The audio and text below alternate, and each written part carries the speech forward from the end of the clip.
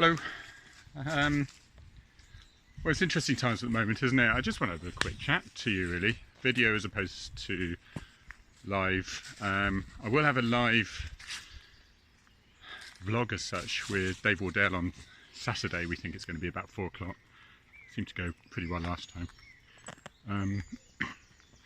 But so you can see family out there with the doing their exercise as such, and I've got little Arthur here, and I'm really fortunate because I've got the woods here where there's a very good chance I'm not going to meet anybody on this track, in which case now I think it's sort of socially acceptable and not embarrassing to jokingly but seriously give a good wide berth to people, because if you've seen the statistics of if you just let people walk around willy-nilly, you're infecting, each person infects like 400 people, whereas if they just infect half those people, then it's literally down to 15. And if everyone does that and more, then that's the way to do it. So they're sort of being snuffed out, but these idiots, quite frankly, who think they know better.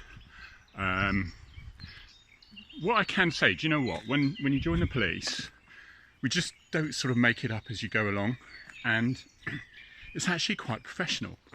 And whatever you think about the government at the time, civil servants, they've got processes involved. They know what they're doing. And every agency, the NHS, fire, whatever, every agent have exactly the same plans that they have as... See, Arthur is not conforming to his 2-metre rule. So, but what I can say is that they've been planning this for months and years, and for a pandemic, and so they're not sort of caught with their trousers down, so to speak. There is a plan. And there's ways of getting food into the shops, as people are suddenly sort of realising. And there's ways of coping maybe, when resources go down by 20%, 30%, 50%.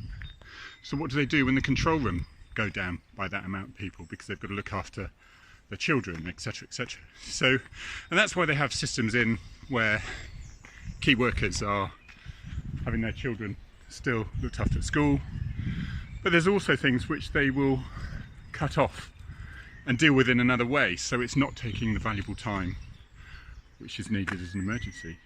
So that's really it. It's just have a little faith, because we've got to. You've got the national lead of the emergency response is Paul Netherton. He's fortunate to have her as the Deputy Chief Constable of my force in Devon and Cornwall, and we all know what he's like. I'm meant to be retiring soon, so I get nothing from this, right? But he's a good, strong leader. His Chief Constable, phenomenal leader. We're very lucky in Devon and Cornwall. Our Chief, Sean Sawyer, is ex-Met, highly experienced, so we're doing all right, you know. Plus we have places like this. Now, I see some people go over there, so I think I'm all right for here. So that's just really, it's just to have a little chat really, and just emphasise, because it can be a little bit confusing if you're not looking all the time, although I don't know what else you're doing. So you're able to go out, and you're able to go out with the people you live with, or as individuals, to do essential supplies. So that's, you're talking food, sanitary products, that side of things. We're not talking luxuries here, and I think you'll find they're probably not available either. You've got exercise, like now. That was a really steep hill, alright? That's why I'm blowing.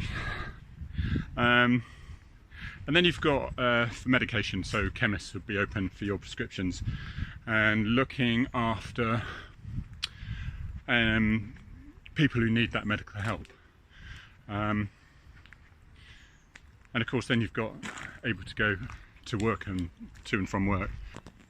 But in the meantime, we've got to make the most of it. there's some very good tweets going on. I like Colin Taylor's very good. Police Sergeant Colin Taylor. He was the Scilly Sergeant. He wrote a book some time ago. I advise you to get that because it's really entertaining. It's about policing on the Scilly Isles. John Nichols was a good friend of mine. He was a navigator who he and his pilot Peter ejected in the Iraq War. Was the first prisoners of war, I think, from the tornadoes. Phenomenal set of books. I really recommend those. Mike Pannett, my good friend, ex-police, oh, he's one of those hush-hush military, if you know what I mean. Anyway, some good books that he's done as well.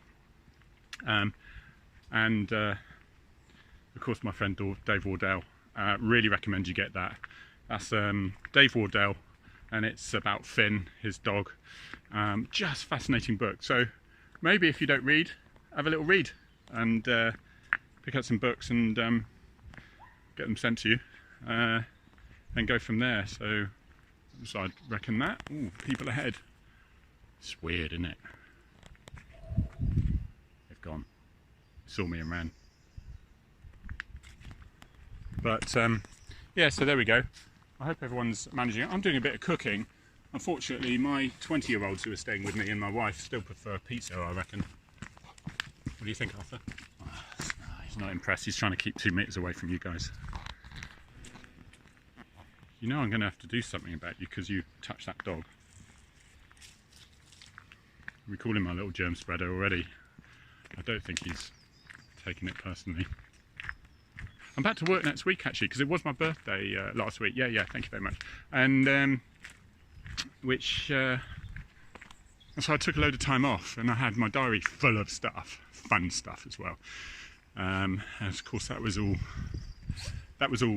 got rid of and cancelled. The trouble is, I've got all this spare time, and at the moment in policing, I'm looking across nationally, is it doesn't seem to be affecting us goodness as near as like the NHS. That's phenomenal. So